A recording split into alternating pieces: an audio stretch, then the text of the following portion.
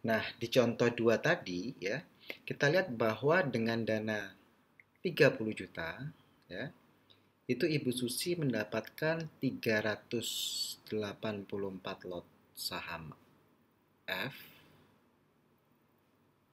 ya.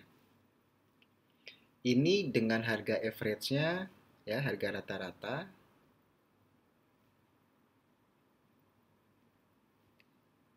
Rp781 per lembar saham. Jadi di akhir Juni tadi dia punya sebanyak 384 lot ya. Dengan dana 30 juta menggunakan 6 step. Dengan menggunakan metode cicil buy. Nah, seandainya tadi kan dia pakai metode cicil buy ya. Seandainya dia tidak melakukan metode cicil buy tapi dia menggunakan metode lamsam. Jadi metode lamsam atau sekaligus, pembelian sekaligus ya.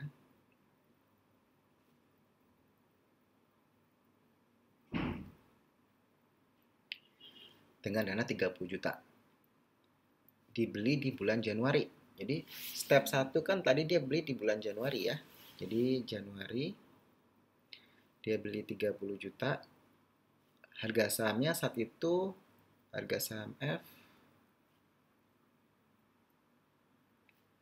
1000 ya. Betul.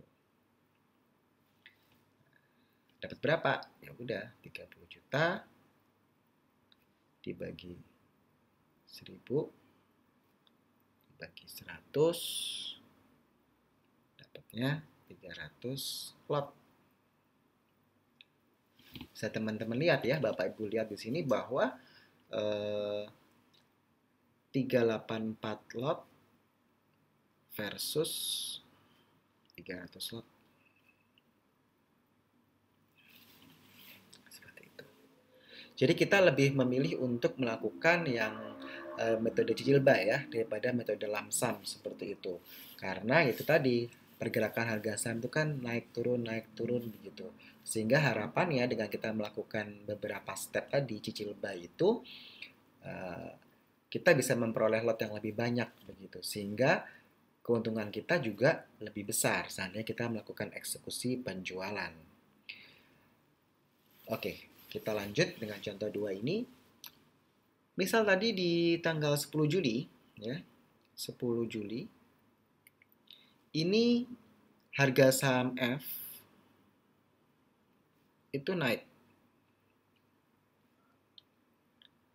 ke 1.500 ya per lembar saham. Dan Bu Susi niat nih, saya mau jual nih harga, saya mau jual nih gitu, misalkan gitu ya. Mungkin ini bukan 10 Juli tahun yang sama, mungkin 10 Juli tahun berikutnya begitu misalkan. Sudah sekian lama, ya udahlah, saya jual aja udah 1.500 nih. Toh saya beli dulu di harga 781, ya kan? Dia mau jual saham F-nya ini. Oke, kita lihat ya. Kalau metode cicil buy itu kan tadi kita bisa lihat 1.500 harga saham dikalikan 384 lot ya, dikali 100 ya. Itu dapatnya 57.600.000. Modalnya kan 30 juta tuh. Nah, 30 juta. Berarti cuannya atau untungnya atau profitnya adalah 27,6 juta. Atau dapat 92% cuannya ya. Hampir 2 kalinya ya. Sedangkan kalau metode lamsam ya, kan harga 1.500 dapat lotnya 300 dikalikan 100 dia dapatnya 45 juta nih. Dikurangi modal tadi yang dikeluarkan dananya kan 30 juta. Nah, dia dapat 15 juta. Atau untungnya 50%. Seperti itu. Pada umumnya ya, cicil buy atau nabung saham atau DCA ini lebih menguntungkan ya dibandingkan metode lump sum seperti itu. Itu pada umumnya ya. Jadi teman-teman ini kembali kepada pilihan apakah mau menggunakan nabung saham yang metode cicil buy ya, cicil buy, atau teman-teman mau lump sum seperti itu. Jadi ini tergantung dari strategi dari teman-teman sendiri begitu ya. Tadi ini kan contoh kedua ini kita pakai bonus ya. Tapi itu juga bisa digunakan contoh seperti tadi itu untuk gaji bulanan misalkan. Gaji bulanan Anda bisa kan sisihkan 1 juta, 1 juta, 1 juta, 1 juta. Tiap bulan Anda beli Januari, Februari, Maret, April, Mei, Juni begitu ya. Gak apa-apa, Anda bisa melakukan seperti itu. Supaya tidak bingung nanti akan saya terangkan ya untuk contoh ketiga di mana karyawan dia nabung saham tiap bulan. Oke? Di contoh ketiga ini ya, kita akan memberikan contoh untuk karyawan yang nabung saham tiap bulan ya. Nabung saham tiap bulan. Masih dengan contoh Bu Susi. Rutin ya. Oke. Taruhlah Bu Susi ini penghasilannya 10 juta per bulan.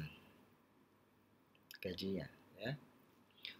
Lalu dia sisihkan 1 juta tiap bulan untuk nabung saham. Gitu.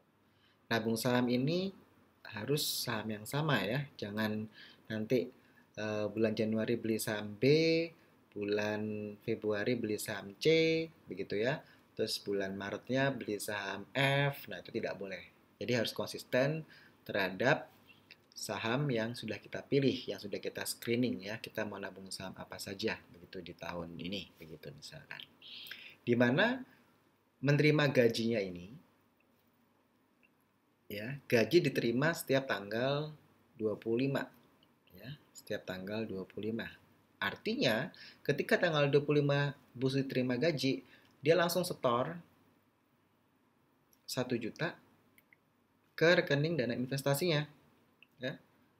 Rekening dana investasi atau rekening dana nasabah ya. Sama saja. Dia sudah transfer nih begitu.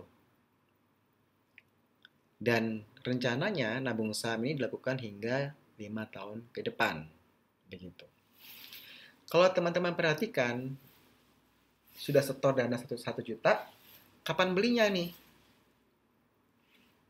Nah, kalau teman-teman amati, biasanya untuk saham-saham blue chip ya, itu ketika minggu keempat kan kita terima gaji tuh. Nah, itu biasanya harga saham itu pada naik. Karena apa? Karena banyak orang yang melakukan pembelian saham untuk nabung saham. So, kapan kita bisa beli sahamnya supaya dapat harga yang lebih murah? Toh, kalau nabung saham kan nggak peduli tuh harga naik atau turun. Betul ya? Betul. Nah, kita bisa menggunakan strategi melakukan pembelian di minggu kedua atau ketiga. Jadi minggu-minggu kantong kering ya, minggu ketiga gitu. Yang penting kita melakukan pembelian tersebut sebelum kita menerima gaji di bulan berikutnya. Jadi saya ulangi lagi, Anda tanggal 25 terima gajian, langsung Anda setorlah dana yang sudah Anda siapkan untuk nabung saham itu ke rekening RDI Anda. Tapi belinya kita bisa melakukan pembelian di minggu kedua atau minggu ketiga, seperti itu. Yang penting sebelum kita menerima gaji di bulan berikutnya, ya, seperti itu. Kenapa ini kita amati? Karena kita melihat bahwa kecenderungannya seperti itu. Mau disadari atau mau tidak disadari. Yang penting adalah kita rutin transfer 1 juta per bulan ke rekening dana investasi kita sesuai kemampuan kita ya. Kalau misalkan Anda cuma mampu 500 ribu ya 500 ribu, 300 ribu ya 300 ribu, 100 ribu ya 100 ribu gitu ya. Yang penting misalkan udah pilih nabung saham A nih, ya udah saham A terus yang ditabung gitu ya, jangan pindah-pindah sahamnya begitu. Misalkan Anda oke, saya cuma mau 2 saham aja, saham A dan saham B, ya udah saham A dan saham B yang Anda beli di Januari, Februari, Maret, April hingga seterusnya seperti itu. Di contoh 1, 2, dan 3 ini kita nabung sahamnya untuk karyawan. Ya, tadi ingat kita jelaskan ada namanya fixed income, adanya variable income, ada uncertain income begitu.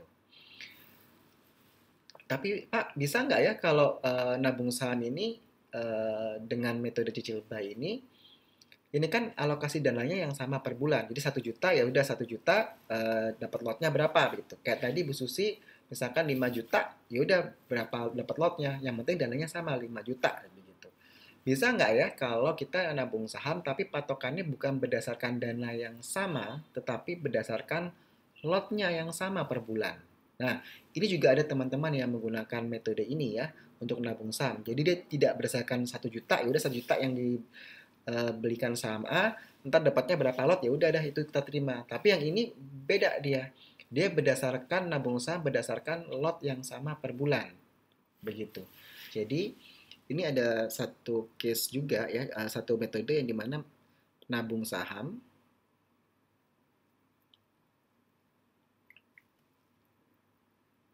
rutin tapi berdasarkan lot. Begitu.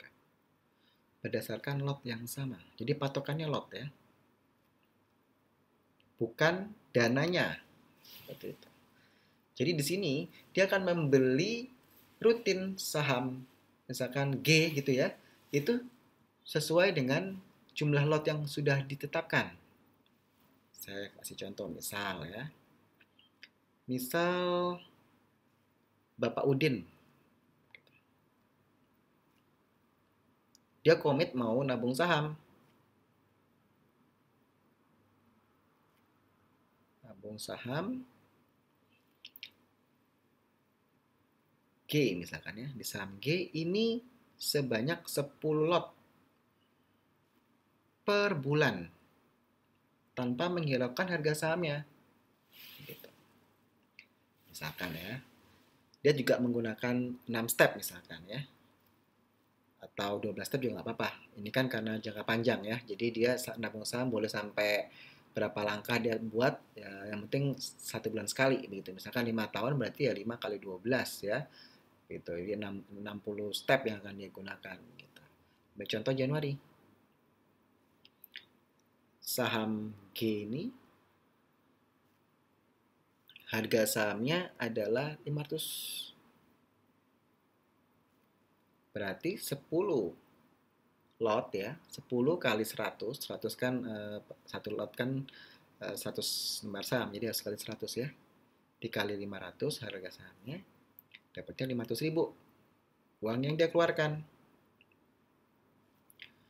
Lalu di bulan Februari, saham G ini harganya naik menjadi 700. Artinya, gitu ya, kan dia tetap 10 lot ya, 10 kali 100 dikali 700 harga saham. Dia keluar uang 700.000. Bulan Maret, harga saham G itu misalkan di 1.300. 10 lot kali 100 kali 1.300. Dapatnya berapa? 1.300.000. Uang yang dikeluarkan ya. Uang yang dikeluarkan, bukan dapatnya berapa. Dia tetap dapatnya 10 lot. Lalu di bulan April, harga saham G ini adalah 400. Maka 10 lot kali 100 dikali 400. Dana yang dikeluarkan sebanyak 400.000. Di bulan Mei, misalkan, harga saham G itu 900. Jadi 10 lot kali 100 kali 900. 900.000 ya dana yang dikeluarkan. Lalu bulan Juni, ini sampai Juni aja ya. Itu saham G harganya 1.100. 10 kali 100 kali 1.100. Dapatnya 1.100.000 ya keluarnya, dana yang dikeluarkan. Tapi pada umumnya ya, Ini kan dia dapat 60 lot ya selama 6 bulan ini. Seperti itu. Pada umumnya yang digunakan adalah nabung saham berdasarkan jumlah dana yang dikeluarkan ya, bukan berdasarkan lot. Tapi ini juga tidak salah ya ketika ada orang yang pokoknya saya maunya konsisten berdasarkan lot begitu. Boleh saja. Jadi bebas ya. Bapak, Ibu, teman-teman semua mau gunakan yang mana silahkan ya. Ini mau dasar lot atau dasar dana sama saja.